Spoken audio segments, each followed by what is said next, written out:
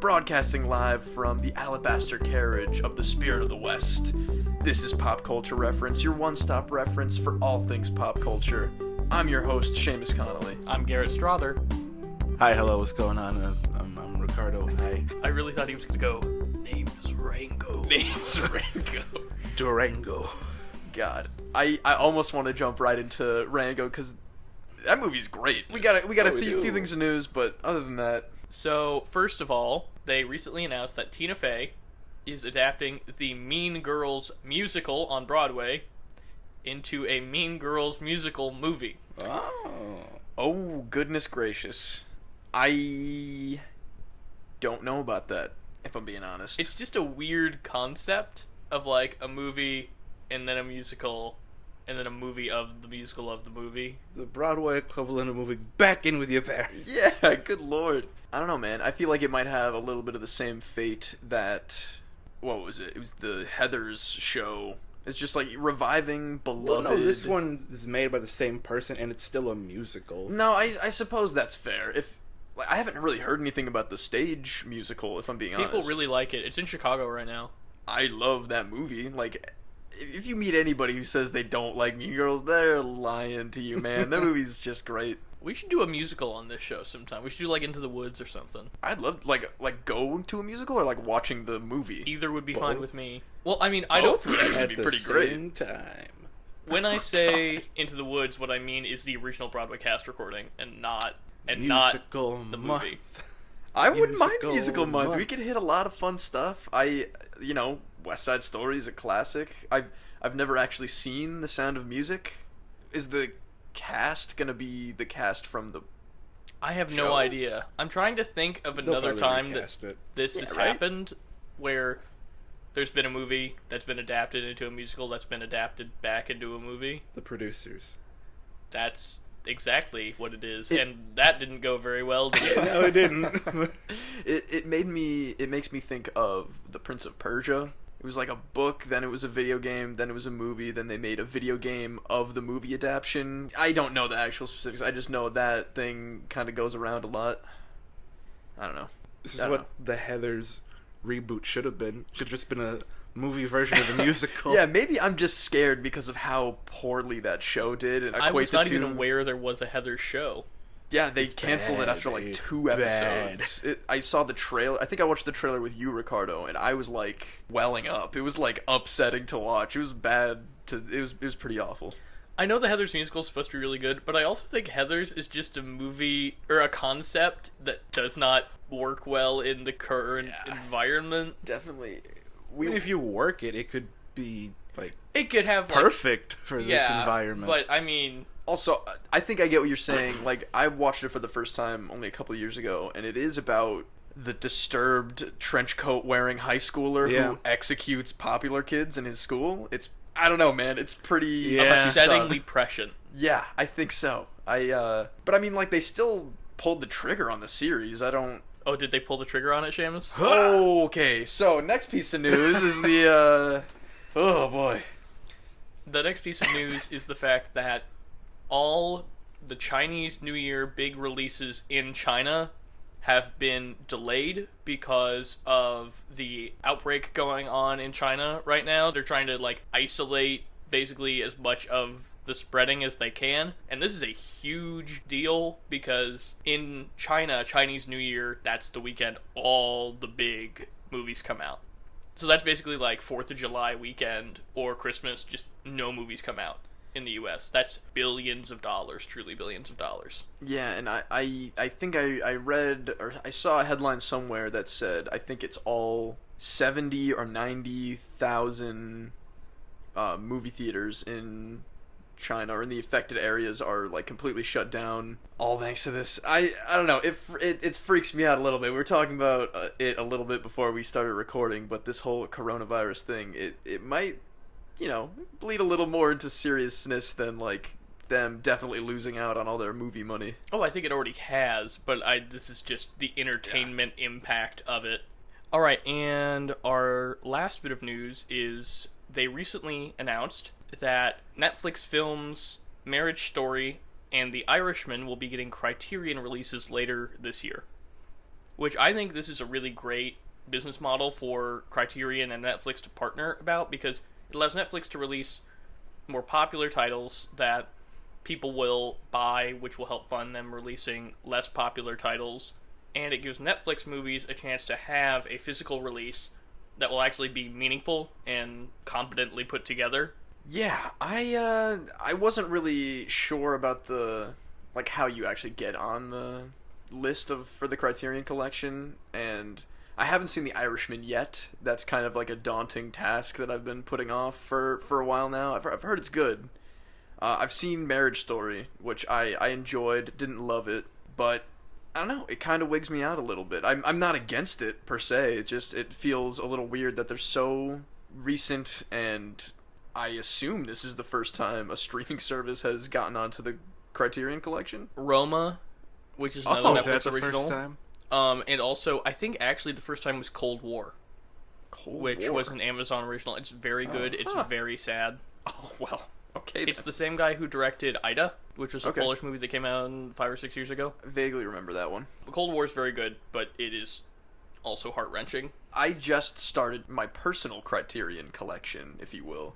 Eventually, I'd like to get as many of them as I can. One day, maybe all of them. That's kind of a pipe dream, but I don't know. Maybe this will be an interesting way to see The Irishman for the first time. Would just be to wait till it's released, get it with the nice packaging, all the extra features, really get the full experience. Well, all the films, the 4 films we just talked about, The Irishman, Roma, Marriage Story, and Cold War, are all films that I think deserve to be released on Criterion, to be honest. Like, I think those are really good, big films that have artistic depth to them.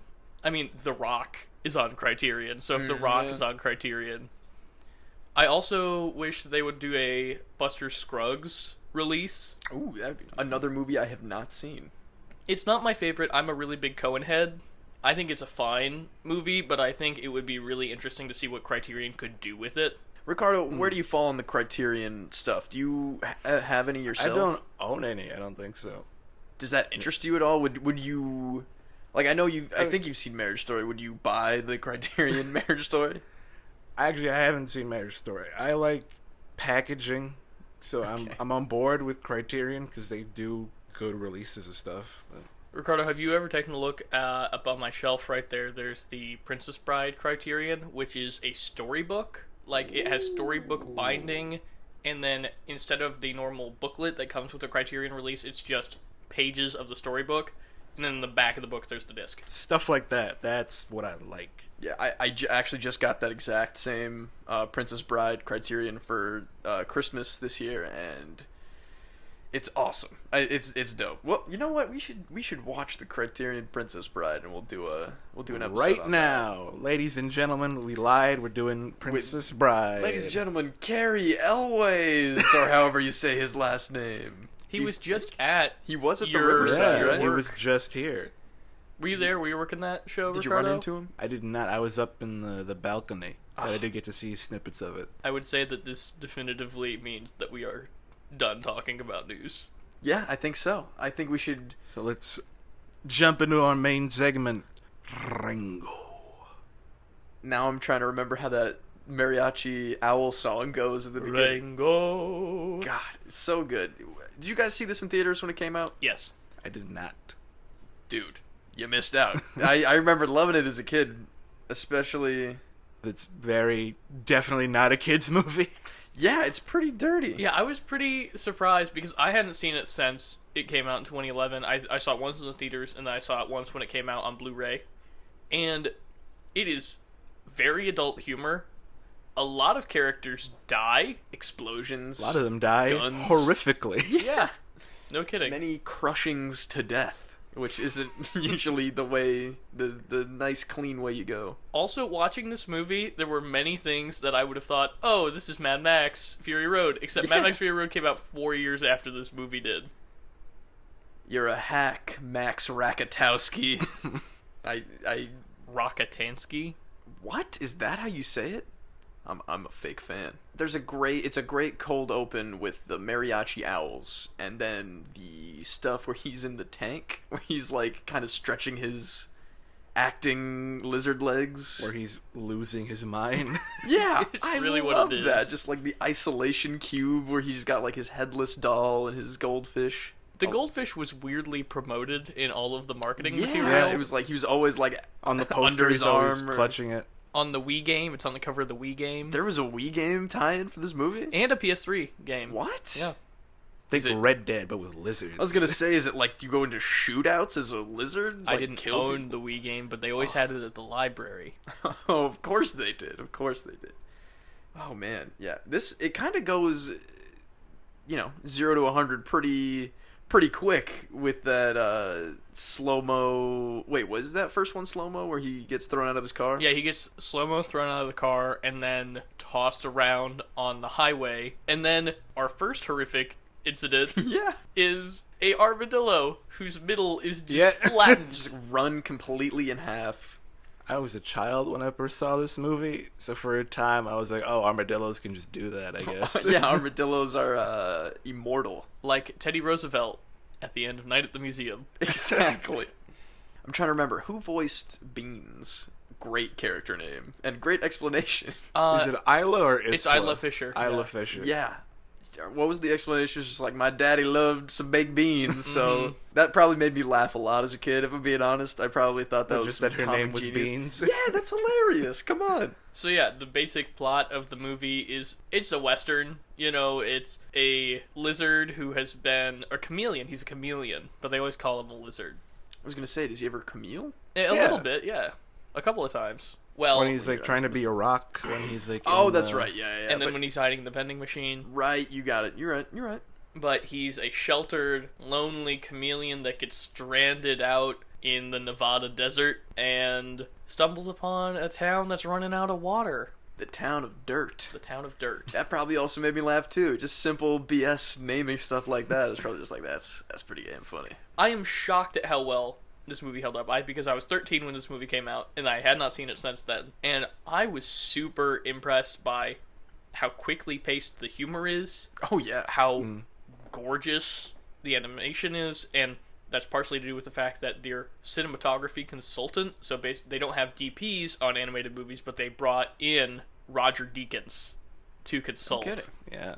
The big man. Gonna say. The only DP that you know the name of, Seamus. Pretty much, yeah. And I mean, it shows. This movie's amazing looking. Like, it looks like pretty photorealistic at a lot of points with like the water and the smoke from like guns and cigars and stuff. It's a beautiful movie. It's also incredibly ugly. Oh yeah, it's like Every single disgusting, character but sharp. Is mangled and just covered in dirt. And Lumpy, horned, dirty, everyone. a lot of them you can't even tell what animal they are. It's Because just, they're so dirty. it's and just a matted. mass of flesh and feathers, With and somewhere hair, in there there's a beak. mud. But the fact that 10 years on, it still looks so good. Like, if you told me that movie came out right now, I would 100% believe you. I'm especially a big fan of the rabbit that's missing an ear. Yeah, That is totally. the doctor, played by Stephen Root, who is clearly an homage to the doctor that Thomas Mitchell plays in Stagecoach. The alcoholic doctor from Stagecoach. Thomas Mitchell being Uncle Billy from It's a Wonderful Life. I don't think I've seen Stagecoach, and I don't like It's a Wonderful Life. Stagecoach is really good and really racist. Oh my God. No. Is it a cowboy movie? It's a cowboy movie, yeah. It's John Wayne. It's Jeez. one of John Wayne's like first big roles. He's really young. Okay. And it's a group of ragtag travelers all in the same stagecoach. Adventure ensues, but a lot of it has to do with just massacring Native Americans. Just Oh no, that's not the only John Wayne movie where that's a very, very prominent point. two of the best John Wayne movies are Stagecoach and The Searchers. Yeah, and The Searchers is the one I've seen, and that doesn't do any kindness to the Native American community either. No, they're both very good movies, but they are of their time. Yeah, jeez Louise. But that Stephen Root Yeah, right. rabbit doctor is clearly like he even looks like the Thomas Mitchell alcoholic doctor from Stagecoach. Man, and there's no racism undertones in this cowboy movie, right? Weirdly, no, other than the crow. Yeah, he's Right, the but only he- one. Oh yeah, they call him. I think they call him an Indian at They one call him an point. Indian. But like, they're yeah. I think that's the They biggest... all get along, at Yeah. least, but there is still They just use some lingo. there is residue of the racist tropes of old westerns, of John Ford westerns. Yeah. That is definitely in this movie. I mean, obviously, this movie is all inspired by westerns. Good, the Bad, and the Ugly. Well, the whole Man with No Name trilogy. All the John Ford westerns. Raising Arizona, weirdly enough, 100% is referenced in this movie. Also, a little... Fear and Loathing. Well, yeah, little they Fear and have Loathing. Hunter S. Thompson in the movie. Yeah, and there's, like, the overarching plot is also... I got a lot of Chinatown, like the whole water stuff, dumping it in the 100%. desert, Yeah. using it as, like, a control thing. It was very, very Chinatown to me. Yeah, I'm it's very, surprised they very didn't... Chinatown. I'm surprised they didn't throw a little more of that in there. Forget it, Rango. It's dirt. Yeah, something like that. Cut his nose or something. I don't know. He doesn't have a nose. Well, never mind then, Gary. He's got little nose holes. They could do something. No, but there's a lot of references in this movie. And again, like, just so much of it felt like Mad Max Fury Road. I do think there is an intentional, like, Road Warrior reference in the movie. Is there? When they are in the canyon chase with the moles. I think there are a couple of shots in there that are very clearly inspired by the Road Warrior, the way the Road Warrior is shot. Yeah, I can see that. Just very, Especially very those, dusty chase. The bat bit. That felt very Road Warrior. Just like coming out of like a Morton Joe's big cave thing. Well, that's Fury Road. Or even the earlier ones with am I misremembering they had like weird gliders at one Yeah, point? Road in, Warrior is Thunderdome maybe? Well, in Road Warrior, they have a guy that has a weird, like, pedal helicopter. Yeah, oh yeah, the helicopter guy. Love that guy.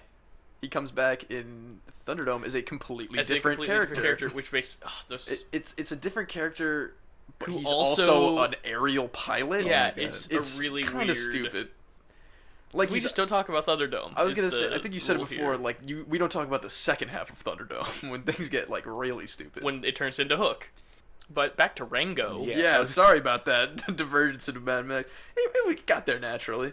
Yeah, it makes me think about Fury Road still. Just the collapse in the canyon in the chase of like the big stone cliff pillar. Another crushing to death at that point as well. Very, very intense stuff. One of the biggest things I noticed, I'm sure I noticed as a kid, but I probably didn't appreciate it as much. All the little, like, mutterings that Rango does when he's talking, where he'll just, like, talk super fast, and he'll say, like, 3 things in a row that are obviously direct references to other things, and it's very easy to miss those, but I watched it with subtitles this last time, and I caught a lot of those fun ones. I like that Rango's kind of a sociopath. Yeah, he's just, like, that point where he looks in the mirror at the bar, and he's like, I can be whoever I want to be. It could have gone a lot of different ways. The whole, he's got like an acting problem almost. He's stuck in that mode. Where he just keeps digging himself deeper and deeper and deeper. But hey, it works in the end. Sitcom rules. You fake it until everyone in the town loves you anyway, and then whatever, doesn't matter when you reveal your truth. It's weird how much of this movie is spent on his relationship with Beans, but then there's really no fallout from when she discovers the truth about him. Yeah, I mean, by the time all the secret stuff is getting revealed, I feel like it's, you got your rattlesnake Jake and you got your water thing. Like, by the time everything is revealed, a lot of stuff is already in motion, and they can't really sit down and have that chat. So there's 2 points of conflict going on throughout the whole story. There is Rango pretending to be this great gunslinger and becoming the sheriff of the town and having to fake his way as the sheriff of the town. And there is the water shortage in the town of Dirt that is clearly being manipulated by the authorities at play. Yeah, the people with the upper hand. Immortan Joe, if you will. Immortan Joe, perhaps. Wow. Yeah, hold on. Yeah, we can't go back to Mad Max again. I was about to delve right back in. But Morton Joe if he was a turtle. Yeah, kinda. The turtle was voiced by Ned Beatty. Ned Beatty, who is also Lotso Huggin' Bear. Yes, okay. Because I also thought Lotso Huggin' Bear sounded like John Goodman the first time I saw Toy Story 3, and that's what I thought about the turtle this time. I knew it wasn't him, it was just slightly off, but yeah. No, this movie has an outstanding cast. Oh yeah, totally. Everything is on point with the voice acting. Johnny Depp is good, and I am usually incredibly annoyed with Johnny Depp in everything, beside the fact that he's a terrible person. And then Isla Fisher's really funny. Abigail Breslin as the little mole girl. Oh yeah, she's great. Or what is she? She's not a mole, but like... Yeah, isn't she a mole? No, because she's got those huge eyes. I forget the name of that animal, but it's a little burrowing thing. She's just Kim Darby's character from True Grit. Yeah. Oh yeah, it took me a second there. It's been a while since I saw. from the new True Grit. Yeah. I've seen them both a long time ago, but yeah, that's exactly who she is. But just like a little more nihilistic. I guess she's pretty dark. She's like, when you die, I'm gonna take your clothes. Very funny, very good deadpan. Mm-hmm. Yeah, love that. And then of course Ned Beatty, Bill Nighy as Rattlesnake Jake. Yes, I knew I recognized that voice too. Stephen Root. Which how cool is Rattlesnake Jake? He's gotta be one dope. of the most. He's super cool. He's so well designed. Oh yeah, with his Gatling gun, rattlesnake tail, and his pencil thin scale mustache on his snake face. Again, very Lee Van Cleef. Exactly. Yeah.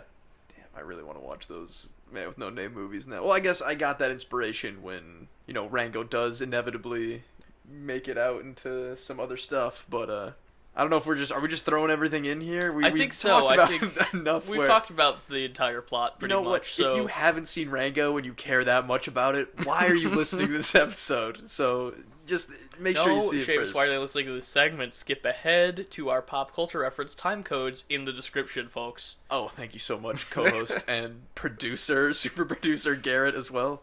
There's a whole running thing. When he meets the armadillo at the beginning, there's the stuff about the spirit of the West, how he's got an alabaster carriage, as you might recognize from our intro, and golden guardians or something that protect him. Once we eventually get that reveal of Rango's, like, I guess his vision quest, where he's getting all his like trippy visuals and like where the roly-polies like carry him off of the road where he was going to die? Where those, like, weird plant things that I forget what they're called. The walking cactus. Yes, the walking cactus. I knew it was something walking. Where they're, like, marching towards, like, the ultimate thing. It is Timothy Olyphant. Yes, Timothy Olyphant doing a Clint Eastwood impression. Doing a Clint Eastwood impression of the Spirit of the West, where the alabaster carriage is a golf cart, and the Golden Guardians are... Oscars. Presumably Oscars. They're, like, a little different, so I guess they don't get sued by the Academy. And it's a very... Clint Eastwood's 5 Oscars. Yes. Do you know what those Oscars are for off the top of your head? I can look it up for you. You look it up while I continue on this. It's a very wrinkly and very accurate version of what the Man with No Name, Clint Eastwood, would look just like. as gross as all the other animals. Yeah, he does look just as gross as all the other animals. He's like... It is a Clint Eastwood design from... his role as the Man with No Name, The Good, the Bad, and the Ugly, and the like, and... Oh yeah, he's got the poncho, he's got... the hat. It is a great impression, vocally, by Timothy Olyphant, who we bring up on this podcast more than I thought we would originally, if I'm being honest. It's because he's perfect. He is pretty great. God bless I would him. love to do a Justified podcast. Tim, if you're listening, out there. Oh, you beat me too. We're both doing the same bit. I would love to start doing a little Justified. Maybe sprinkle that in when we have some mid-season breaks of any. We're never going to have any break ever again. Yeah, I know, but a man can dream. All those Marvel shows coming out. Yeah, after Good Place, I don't know when the Marvel shows come out. I was fairly certain that Clint Eastwood had won 5 Oscars, as there were 5 Oscars in his golf cart. Yeah. But I'm only seeing that he won 4. He's won Best Picture, $1 Million Baby. Best Director, $1 Million Baby. Best Picture, Unforgiven. Best Director, Unforgiven. Oh, he's also won the Irving Thalberg Memorial Award, which is technically an Oscar. So he's won 5, but one of them's technically. Did Rango win an Oscar? Let's count Rango. Rango won Best Animated Feature. Did it really? Yeah. Fantastic. Deservedly so. I was gonna say, it's been so long since I've seen this, but it should be up there in the ranks of, like, animated classics for sure. This movie is incredibly underrated, I think. I think that's a fact. It feels like a full-fledged Western, They don't really cut corners on any of the tropes that are necessary for you to feel comfortable in that genre. But it still sends it up. Exactly. Well, yeah, exactly. And it's not like it being animated. It's not like a kidified version of what a Western would be. It's still like we said, very gross and violent. The rabbit that works at the bank drowns. Like Yeah, they drown him. They find him dead in the desert. Yeah, that's pretty dark stuff. Multiple crushings, a drowning, and there was another one that was like, oh, the mayor at the end gets abducted by Rattlesnake Jake Yeah. to presumably be just massacred somewhere else. A fly drinks some cactus juice, from which Rango derives his name, and the fly explodes, its eyeballs pop out, and they fizzle like eggs. That stuff is like poison or whatever. It made me think of Wake Up Juice from Back to the Future 3. It's been a while. I assume it's just whiskey at a saloon in Back to the Future 3? In Back to the Future 3, Doc doesn't drink, and he has one shot and immediately passes out. Okay, And yeah. when Doc and Marty need to get to the train at the end, and Doc won't wake up, the bartender makes what he calls wake up juice, which is just presumably a horrific concoction of different alcohol, like strong alcohols, that makes Doc immediately burst up and throw his head into a horse trough. Oh yeah, I do remember that. There's a lot of Back to the Future 3 in this movie, and I think not only, like, they're both sending up the same Western stuff, but also even when Rango walks through town going, Jake, I'm calling you out, is a lot like Marty walking through calling out Mad Dog Tannen. Also, even in just the vibes of like trying to fit in a old Western town where you yourself are very much not from that time and place. Also very Doc Hollywood, another Michael J. Fox movie. It's just cars, Yeah. but with people. That sounds Like stupid. the exact plot of Cars. Is he a race car driver? No, He's a like- doctor. Yeah. He's a doctor who... Ends up in a small town. Okay. And then the plot of Cars happens. Oh my god. And then the rest of the plot of Cars happens. Wow, that doctor really becomes a race car driver, huh? That's wild. What year did this come out? Yeah, Michael J. Fox has to fight Michael Keaton. Oh my god. We should really watch Back to the Cars? Future. We should really 3 watch trilogy. Back to the Future. Yeah. Because, I mean, they're great. There's no way that we're going to have to, like, wait on those to eventually because they'll do never a fourth reboot one. them because Bob Gale and Rob Zemeckis will not let it happen. Good. Good, yeah, jeez. Have you guys played the Telltale game? Yes, I think I might have rec-centered that Oh a yes, you couple did episodes. early. Coming up Early. next Yeah. week, our play-by-play of the Back to the Future game. Honestly, what is it? It's a 5-episode... Yeah, it's a 5-episode Season. Telltale game. You take out an episode in, like, an hour and a half, 2 hours maybe if you really explore it, and then... I mean, I wouldn't hate replaying those if I'm being honest. They leave it on a cliffhanger, and I've always wanted them to go back because I don't They want do? kind of like how the first Back to the Future ends, Right, where they're yeah. off on another adventure. I don't want any more Back to the Future movies. I don't want a reboot. I don't want anything. I do want infinite Telltale games. Well, they went bankrupt, of course. Yes, but of course. they're back. Yes. They got rebought, and they're coming back. I'm not even Rango, sure. the Telltale game. I Rango- would play Rango, the Telltale game. I would play... If they made, like, a legitimate, like, westernized, man with no name style Telltale game, just, like, make it straight westerns, I'd play that.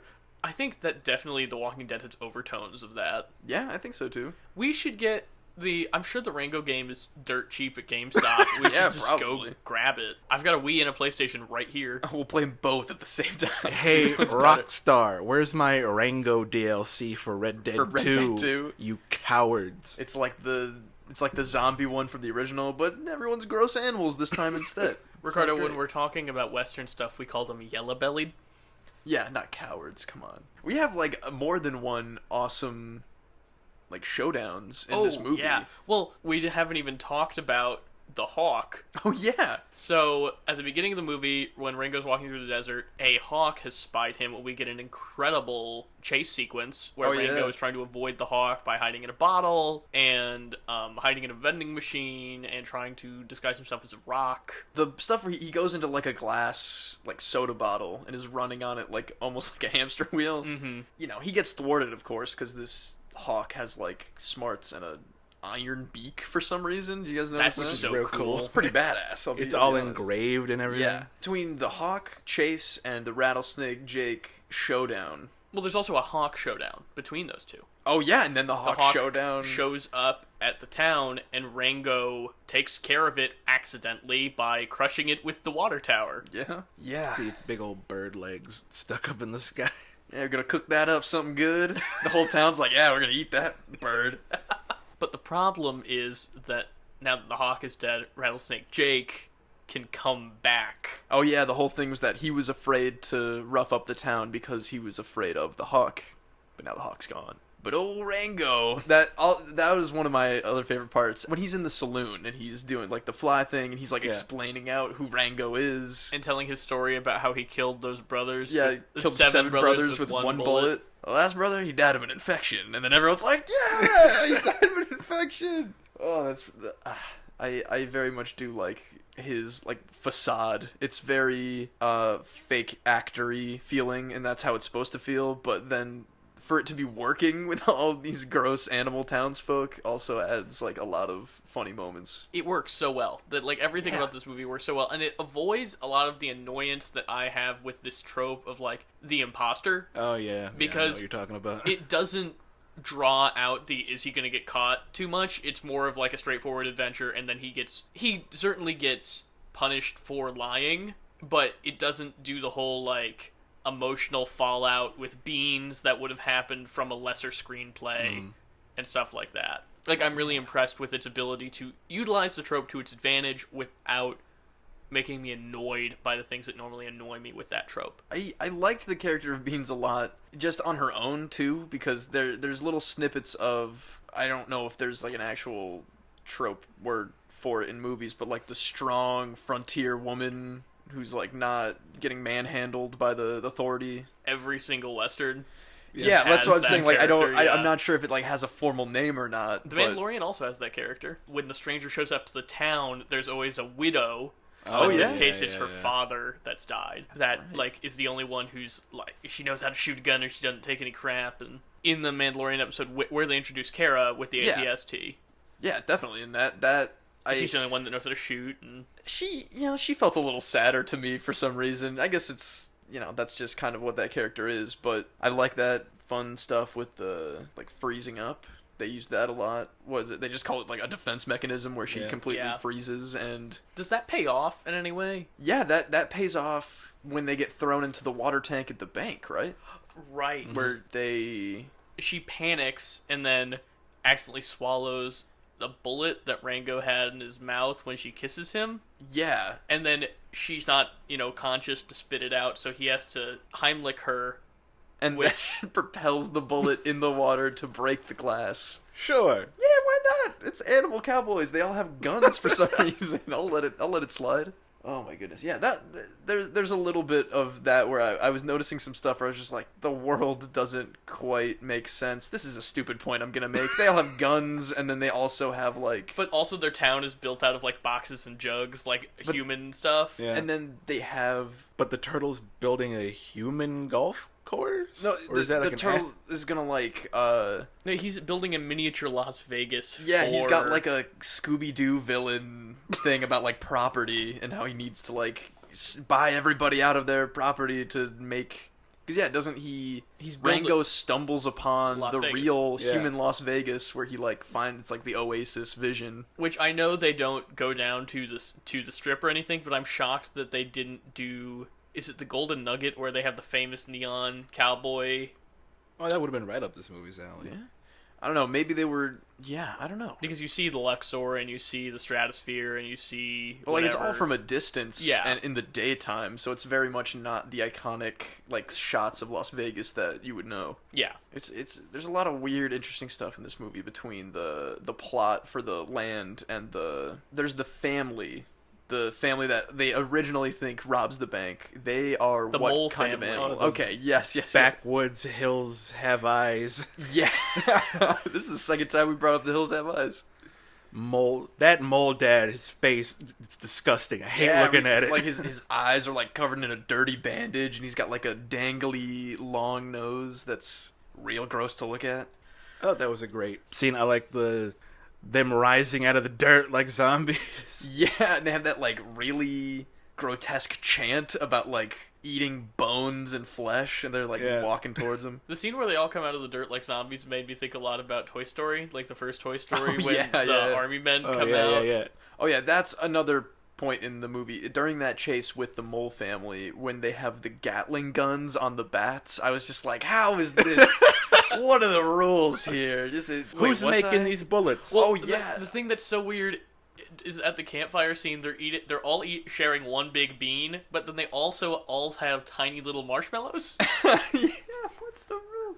I was gonna talk about like they're like I can suspend the thing for like the guns and the like functioning carriages for tiny little lizards, but there's like a point in the vision quest where he sees all the walking cactuses doing their thing in his hallucination, but then they're really walking sentient cactuses later. They work together to like turn the thing wheel to like do the water. It's magic on the other side. Screw it, it's magic. I'm in. It's the spirit of the West conquers all. It's a weird acid supernatural western. Oh, another Fury Road thing is the way they hold up the spigot, the valve. Oh is yeah, like that they like hold up the ceremony wheels. where they're doing the dance and then they Yeah. all assemble and they like put up the thing to the sun. You mean? The same way it like truly is the same way they hold up the wheels. True. And then also obviously the fact that they're waiting for the water. That scene scared just the crap out of me. I don't know why. The scene where they're like doing the weird like bobbing. Yeah, dance, I don't like know the what it rain was dance. about that.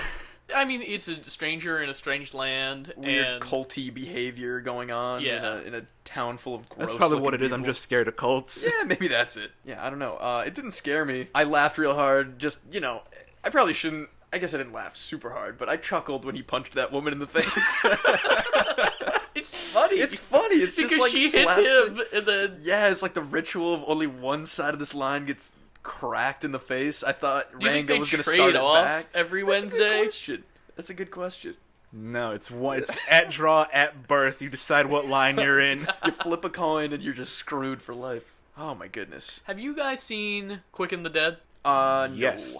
This movie has a lot of Quick and the Dead in it too. Who's in that one? Sharon Stone, Gene young Hackman. Leo, but specifically the Gene Hackman. I mean, this is all Western mayor Yeah, archetype. there's no powerful figure in a western that's not completely evil. But the Gene Hackman mayor in Quick and the Dead is very much like the Ned Beatty turtle in this movie. He's Who got else is in that movie? schemes. Russell Crowe, Yeah, Russell Crowe's in that movie. like young Russell Crowe, like one of his first roles in a big role. Do we have any final thoughts on Rango?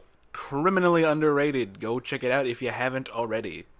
Honestly, very apt take on that. It's a little bit forgotten now. I remember when it came out. I remember anybody that I knew that saw it really liked it, and I love it now. So really, check it out. Definitely, even if you have seen it in the past, it's worth coming back to. Which is surprising because this is Gore Verbinski, and he did such a good job on this. I don't know why none of that translated to The Lone Ranger. I know, Oh my right? God. I thought Yeah. that myself. The next movie, like immediately afterward, and it's just Yeah, it was not like 2 years later. not good. Well, Pretty you win rough. Some you lose some. Pretty rough. Garrett, what do you think? I think it's wonderful. I agree that it's criminally underseen. It's not for kids, which is Older kids. It's for older like, kids. It's for like tweens, I guess. I think like, I think if you're 12 and up. yeah, so tweens. no man, I think 8 to 9 and up could handle that. I Really? think if it's you're watching a family movie, I think there's nothing really in there that couldn't be appreciated by I guess the younger it's- audience. I guess it takes risks for a contemporary family movie. Where, Sure, like, yeah. Movies in the 80s used to like just kill people, whatever. Yeah. But now I think like this movie's almost 10 years old, but Right, yeah. for a contemporary animated family film, it takes more risks with its violence and its sexual overtones. Mm-hmm. But let me put it to you this way, Seamus. Is Rango couth or uncouth? I think unequivocally Rango is very couth. It's very, very cool. Where's that criteria? Yeah, I where's feel like my- I feel like it's uncouth though. Like it's so ugly Really? and dirty. But and... I think the execution of it and the art style of the dirty grime that they go for, I think that is what makes it couth, Garrett. it's couth in its uncouthness, in I its think so. execution of its uncouthness. I think so. Its aesthetics are very uncouth. Maybe this is a ridiculous bit here, but I think the general consensus, couth with an asterisk next to it. What about parentheses question mark close parentheses couth? Couth? Question mark? 2 question marks. We're keeping it a mystery, folks. You decide. You tell us. Tweet us at PCR_podcast. Couth or uncouth? Let's get trending. Let's get trending. Let's stop. Let's stop. I don't have a Twitter. Moving on.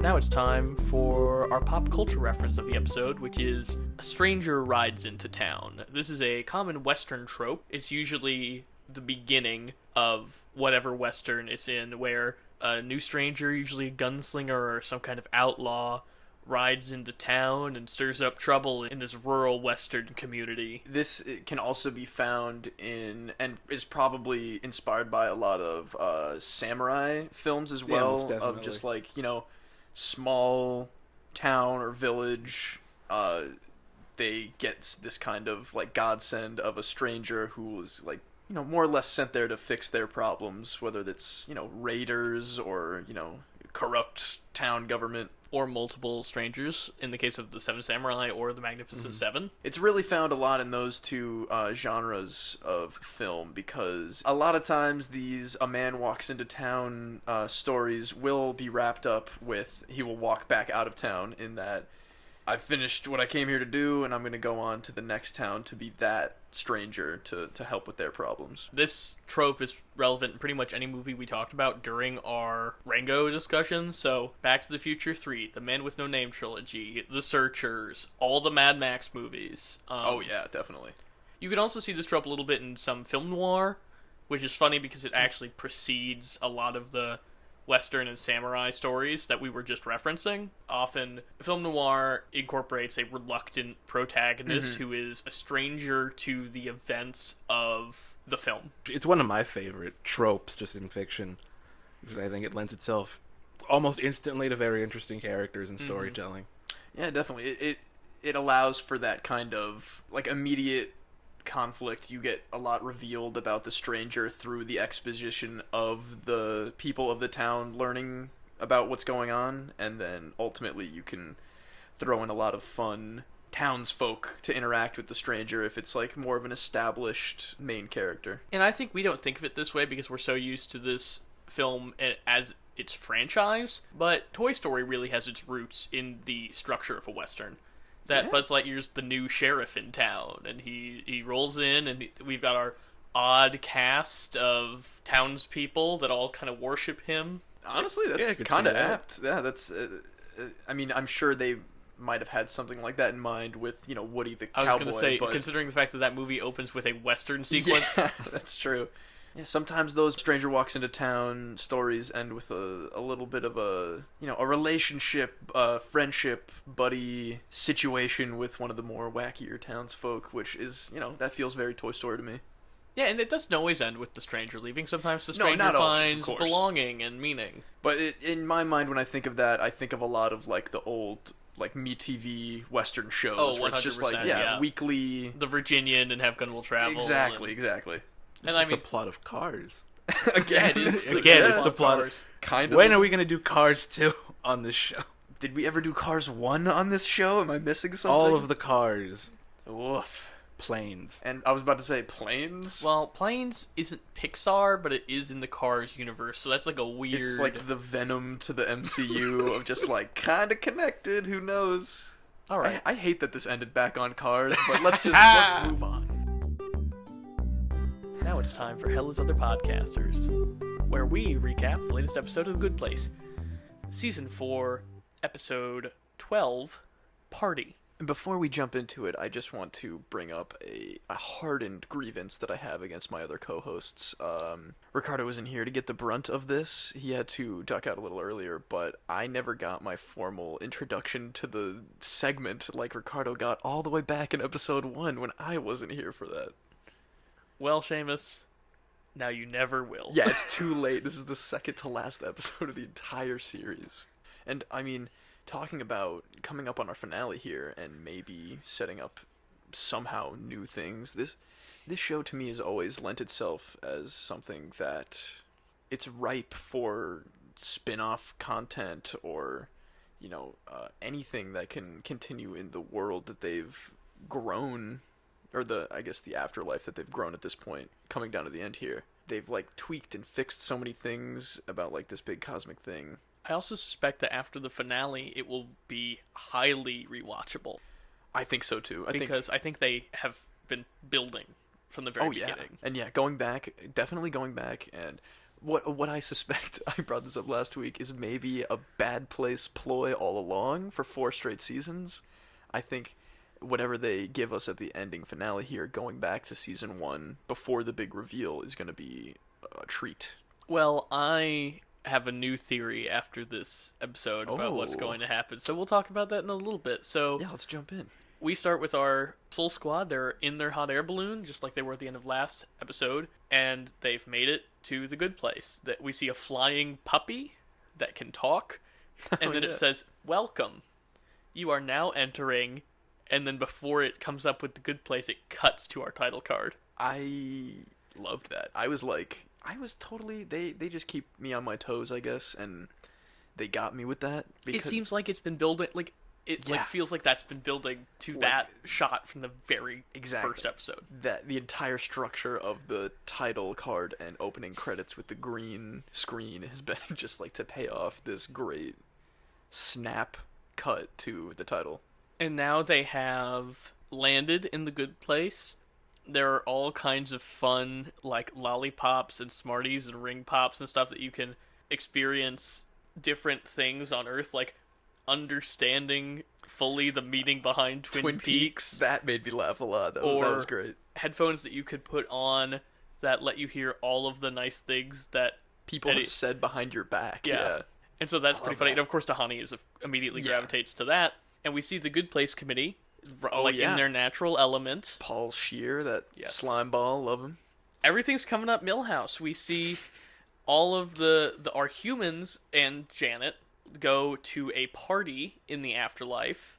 That's right. They all link arms and walk through a magical door that would have taken them to their ideal party, but since they're together, they get a mishmash of everything. And in the meantime, that Good Place Committee takes Michael to be officially inducted as a Good Place architect and to start his new life as a Good Place person. And Chidi is ecstatic to meet Hyapatha, the Greek philosopher, played by Lisa Kudrow. That was great. She's popping up everywhere these days. She was, she had her role in Kimmy Schmidt and her reoccurring role in BoJack Horseman a couple years ago. She was in Booksmart. And now she's popping up here in The Good Place, and she's still got it. She's still hilarious. She's always funny. I think she is really the actor that has... I mean, obviously Jennifer Aniston just won a Golden Globe or whatever, but I think in terms of the Friends actors that I like the most and are still putting out funny content, that Lisa Kudrow is definitely, I think, the most talented of them. Yeah, I think I could agree with that. I'm sad about my boy... Matthew Perry, if you're listening, we will have you be a permanent co-host. Contact us, please. I know The Odd Couple didn't work out. We're here for you. In the next 5 years, Matthew Perry will start a episode-by-episode Friends podcast. In the next 5 years, Matthew Perry will be in a Star War. I'm calling it here now, even if it's a faceless cameo like Daniel Craig. Does that not seem on the trajectory that we're going? Yeah, kind of like how Jenna Fisher and Andrea, what's her name, have the Office podcast, the Office Ladies. And then they did, obviously West Wing Weekly was the first one that really did that, and... Honestly, though, I'd love to hear Matthew Perry talk about that, because he has one of the darkest pasts and lives to be, associated with a famous sitcom. I wouldn't really want to rewatch Friends, though. I've probably seen him enough where I could just listen to a That's podcast. That's true. I guess they're just ingrained in our cultural identity. It's like, turkey on a head, whatever, sure. But Lisa Kudrow is really funny. Anyway, The Good Place. Yeah, she's the historically significant Greek philosopher in a Jaguars jersey because Jason's influence on this party is heavy. It's very funny. We got a couple of moments these last couple episodes with Chidi, kind of flipping out, squealing, and I love that. He's good at it. He is very good at it. I think they found that out too late in the filming of the show, so they're trying to throw him in a lot at the end here. But I don't mind. Neither do I. I think it's very. I think weirdly enough that to me shows a lot of his character growth. Instead of groaning in stomach pain, he's just giddy and happy now. Yeah, that's a really good observation. Thank you. But back with Michael, he's been shanghaied into becoming the leader of the Good Place. Yeah, he's signed binding documents and donned a robe and a medal, a rainbow medal, to officially become not only part of the management, but to be completely in charge of the good place. And the rainbow medal made me think about the covenant, like God's covenant with Noah. The idea of, like, God will never flood the earth again, and that's the promise, and, like, that there's serenity and peace on the horizon. And I think the medal is, like, an important factor, and we'll talk about that when we get to the end of this episode. Right. So yeah, they pretty much, as good place committee as they are, you know, they've been, like, notorious for being, like, too nice to a fault. They just kind of abandon him there. Yep, absolutely. And that's because we get a good reveal from Lisa Kudrow that the good place is not all it's chalked up to be. Because with eternity in front of you, nothing is special anymore, and you just become like a weird Wall-E drone. Yeah, there's a couple good parts where they talk to other good place residents, and they're just like monotone, fried brain zombies. They're just like, yeah, we have constant orgasms, it's great, but like stone faced, nothing to do but like be a walking slab. That pretty much takes us to like Michael and the Soul Squad brainstorming what to do. Once again, fixing yet another facet of the eternal afterlife. In, I mean, kind of a pretty great way. I actually thought that the ending finale was gonna pick up from them trying to fix the ultimate good place. That's what I had thought too. But they wrap it up in this episode. I will say, this is the first time on this last season that I felt like they could have benefited from a couple more episodes with this storyline. Yeah, I think so too. Like, I would have liked to see maybe a full episode where everything seems fine, kind of like the first episode of the show. Right, yeah. And then at the very end, the reveal that there's something amiss. That's when Kudrow's like, thank God you're here. Everything is terrible. And then you get a couple episodes of them trying to figure it out, and... Well, I mean, that's why I thought the, feature-length finale would have been that, like, ultimate puzzle of how do you fix paradise, but I don't know. I think I don't know really what to expect from the finale. Me too. I feel we're like in the same boat that we were in last week. We say this every week of just like they keep setting up things that we think are like the ultimate challenge and then squashing them in an episode or two so that we're left with absolutely really nothing to bank on for the last episode. And so what their ultimate decision is, they reflect back to when Michael went through his midlife crisis. Love those episodes, or that episode. Eleanor said to him then, which he says back to her now, humans are always a little bit sad because they know that they're going to die, but that's what gives life meaning. And it is their realization that in order to make the good place special, it can't be eternal. You have to have the option to walk through a door into sweet oblivion. Which, kind of like they give this big presentation to Lisa Kudrow and everyone else in the good place, and they kind of explain that out, and it's met with wild applause and cheering. They hit a home run right off the bat in the good place and like fix the biggest problem of it's not like anybody has to go at any certain time, but it's just having the vague option of being able to end everything forever. Feeds right back into the good place. In the end, Michael recreates the old houses from the neighborhood, and he's back wearing his like normal like little bow tie and suit, right? But he still has his rainbow medal on, which I think is important symbolism. Again, I really do think it harkens back to like the covenant. Yeah, I mean, that could definitely be a big factor on that. The idea of, like, Michael is God now. For the afterlife, at least. He is. He's like the... He's in charge. Wow. He's the Sean, but for the good place. I honestly thought that might have gone to one of the humans. I guess we still have the last episode here. Yeah, but... we don't know what's going to happen, but... Oh my God. Michael is God, and Sean is the devil. Yeah, they've kind of, like, stumbled backwards into a more traditional view of the afterlife that is kind of like a Christian thing. But also kind of Buddhist with... Yeah, like, with the Hell is like a weird Buddhist purgatory thing, and then the good place is more of like a Judeo-Christian heaven. It works on paper a lot. They have the little loopholes like the Oblivion door and the structure that they've built to separate it from the BS stuff that they've been dealing with before. And then we get the simultaneously immensely touching and also really nerve-wracking final scene where I was really afraid something was going to go wrong. Yeah, me too, kind of. But it was really touching and a really great place for these characters, and honestly, I'm shocked that this was not the finale of Chidi and Eleanor sitting on their back porch looking out over a gorgeous landscape. Yeah. And Chidi saying, the real gift of the good place is that it's not a place at all, is that it's time. As much time as you want to spend with the people that you love. Yeah, and then it just ends on that vista of like a golden sunset over paradise, and like you said, I was waiting for like the sun to explode or like something horrible to like break the illusion, or but... like a demon take off the cheaty suit or something awful. Like, oh god, yeah.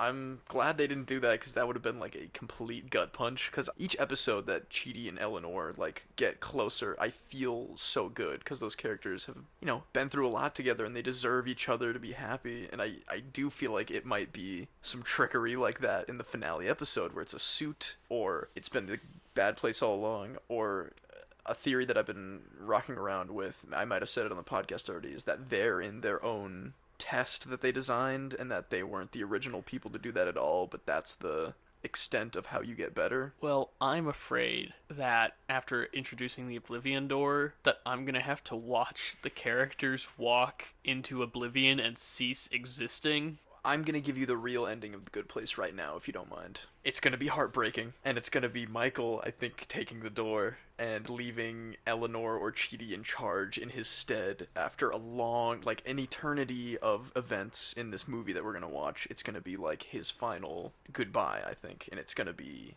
goddamn so sad. Yeah, somebody's going into that Oblivion Door, and it's gonna be awful. Yeah. Or, like you said, it could be all of them. It's like they've been friends for eternity, did everything together, and they're like Toy Story 3 yeah, and the exactly. furnace. Arm in arm, walking into nothingness, and then they all show up in the medium place together. That's not what's going to happen. You think Mindy's going to show up? Maybe. That's a good question. Because she's not really gotten a proper send off the way that like Vicky and Sean and the judge all have. That's true. I don't know. I hope we see her. I thought she was very funny, where she's constantly talking about masturbating and cocaine, and then watching like Cannonball Run 2. Well, I guess she's got Derek. Oh yeah, never mind. She got a great edit. She's with Derek. But I mean, like, they could still have a payoff of some kind. They could make it to the last hurrah. They bring back all the fun, reoccurring characters into one last afterlife party. Like the Simpsons movie? Yeah, like the Simpsons. Who didn't love the Simpsons movie? All right, I think that about wraps us up for this episode of Headless Other Podcasters. So we will see you next week for the finale. I can't wait. I cannot wait. Now it's time to save the rec center. Rec Center is in Infinity Train. Oh my god, Infinity Train. It just wrapped up its second, I guess you'd call it a season. It's an anthology series. Okay. So book 2 is phenomenal. I think it's just a great piece of sci-fi television. It's very Stephen King kind of Stranger Things. Like, it's contemporary. It's not set in the 80s, but it uses a lot of synth music. So that's very specifically supposed to like reference like John Carpenter and stuff. Very nice. That sounds like a lot of fun. That's animated on what network? That is a anthology miniseries on Cartoon Network. I'm sure we'll end up doing an episode on it. Because yeah, you pitched me the Infinity Train just as a personal rec center not too long ago, and it I don't know. The concept sounds pretty wild. It sounds like something I'm into. Seamus, what do you got? I'm gonna touch on a very specific older video game that I've been obsessing about these days. For anybody that has a PS2 or I guess a PS Vita, if you're a scumbag. Yeah, scumbag like me who still tries to keep that thing going. Persona 4 or Persona 4 Golden on the Vita. Weird Japanese RPG, stage dungeon crawler with a lot of strange surrealist elements. You're a high school student and you have to like keep up on studying and like doing tests at school in this weird way. Bizarre. It's super bizarre. It's like it's like you have to maintain your daily life while also fighting shadow monsters in a different realm that you go through a television to get to. This was like a Buffy video game or something, basically. It's real weird. It's awesome. It's cheap and old. Check it out. Persona 5 is a big popular thing now that came out only a couple of years ago on the PS4, but I don't know. Go back, check out the older ones. It's real weird and fantastic. What if I haven't played Personas 1 through 3? Good question, because I actually forgot to bring that up. It's almost Final Fantasy style, where it's a series made by the same team with some elements that are picked out to be a through line, but it's completely independent stories through each one of the series, so you can really just jump in anywhere. Awesome. What do you got, Garrett? I'm going to recommend The Lighthouse. I just watched it. Willem Dafoe and Robert Pattinson. It just came out on home video and Blu-ray and everything. I was really impressed with it. It's super well made. It's gorgeous. It's weird. I can't wait to unpack it more. Like, I can't wait to watch it again because it's just so out there. It is not for everybody because it's weird, like really weird and gross and strangely violent. I really want to see The Lighthouse, if I'm being honest. I think I might have brought it up last week. I just watched The Witch, which is Same guy. Robert Eggers. Robert Eggers' debut, and that blew me out of the water. I have been hearing nothing but amazing things about The Lighthouse. It's a little bit 2001 in that most of it I just don't even know what to do with. Like, I think I'm excited to revisit it. So Maybe we do it for the pod yeah, or that'd be something. fun. I've when been... Robert Eggers, he's gonna get like Rob, come on the show, buddy. Well, he's gonna get some kind of big. Oh, he's gonna get a big budget property, thing, you think? I'm sure. Well, not a property necessarily, but like Blumhouse or like obviously A24 has been backing his last couple movies, but I think Blumhouse or even like a Universal. Is Magnolia still around? They do more lower budget that's things, true. don't they? I think they might approach him and give him more of a budget. That'd Now, be interesting. His last two movies are critically acclaimed, and The Lighthouse made a fair bit of money. The one big point of The Lighthouse that gets me excited is that it's filmed all on like ancient film stock. I don't know what the actual story of that. They like found a big stock of this, and you old can black tell and white film. It's so gorgeous looking. Like that, I saw the trailer and it got me like excited just looking at how Isn't it the whole seems. Remind me if I'm wrong. Isn't the whole movie like in that like frame size? It's Yeah, like very small. Yeah, it's. I don't even think it's 4:3. I think it's literally a square frame. Yeah, it's the aspect ratio is like as old school as you can get. Because I mean, they went as old school as they could in the filming, and from what I've seen, the small bits of footage, visually it looks like nothing I've ever seen in modern lenses. Yeah, you need to check it out, Seamus. All right, and that's our show, everybody. Have a great week. Bye, Now, everybody. we ride.